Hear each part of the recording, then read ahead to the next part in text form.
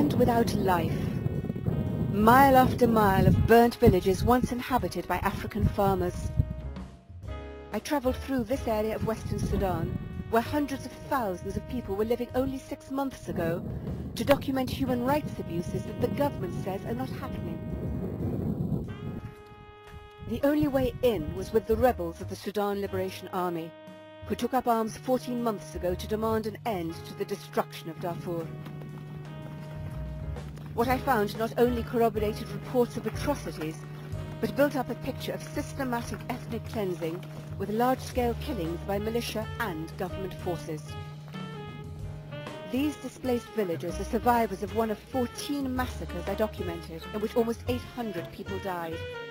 The government denies that civilians are being targeted. If they are, it says, it's by the Arab militiamen of the Janjaweed, not by the government. That's not what the victims say. They say it's Janjaweed and government together now. This family fled Darfur after 27 people were killed in their village, Toulouse. Interviews like this one with Kaltoum Yahya were done in Chad, without a rebel escort.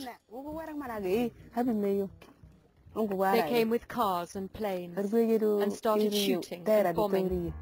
They took camels, goats and horses, and burned our houses. They shot our children. Hussein is 12 years old. He broke down when I asked him what happened as he tried to hide behind a tree with 3 other children who were even younger. In the end, the father had to intervene to explain how the boy was shot. 3 times and at close range. First in the face, then in the arm, and finally in the leg.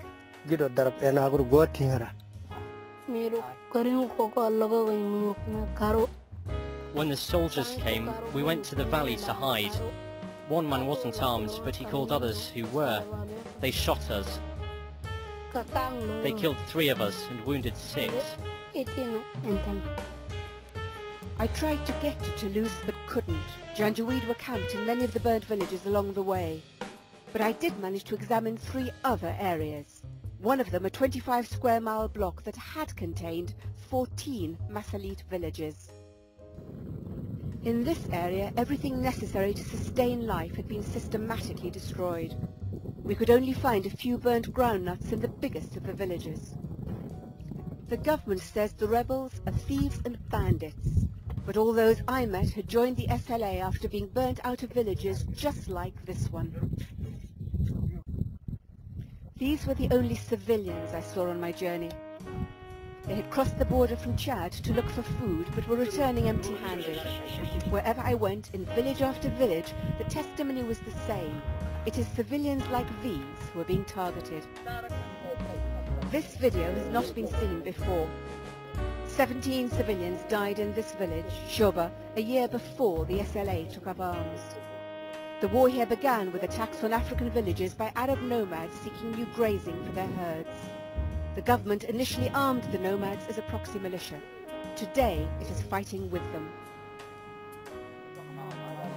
The war in Darfur differs from the war in southern Sudan in one key respect. The Africans of Darfur are Muslims, not Christians.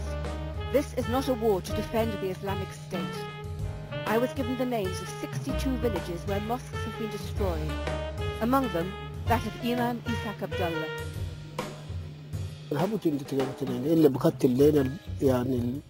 They kill our imams, destroy our houses, and burn Qurans. The Arabs have cows, they don't have planes, they don't have tanks. They attack our villages with cars and planes and tanks. This is the government. The SLA commander of the Masalit area, Hamis Abdullah, is himself a Muslim. He says almost all Masalit villages have been destroyed in a war that is now about just one thing: race. We are Muslims, just like the government.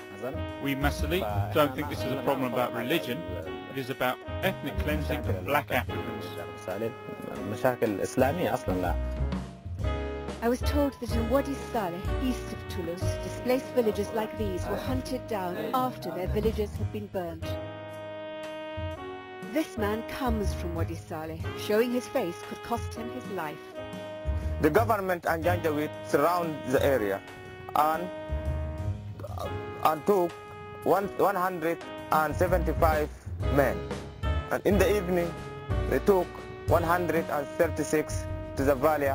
In the valley, they said to them to put their head like this and shot them like this. Pop, pop, pop, pop, pop, pop.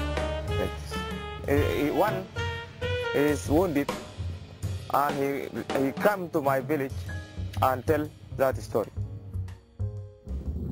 A year into the rebellion in Darfur, more than 1 million civilians are displaced, and relief agencies warn that 100,000 could die of hunger and disease in the next year if nothing is done. It is very late in the day for the international community to be taking action. This war began more than a year ago.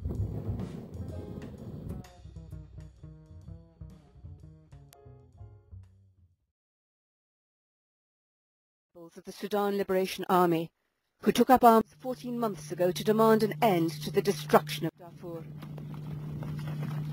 What I found not only corroborated reports of atrocities, but built up a picture of systematic ethnic cleansing,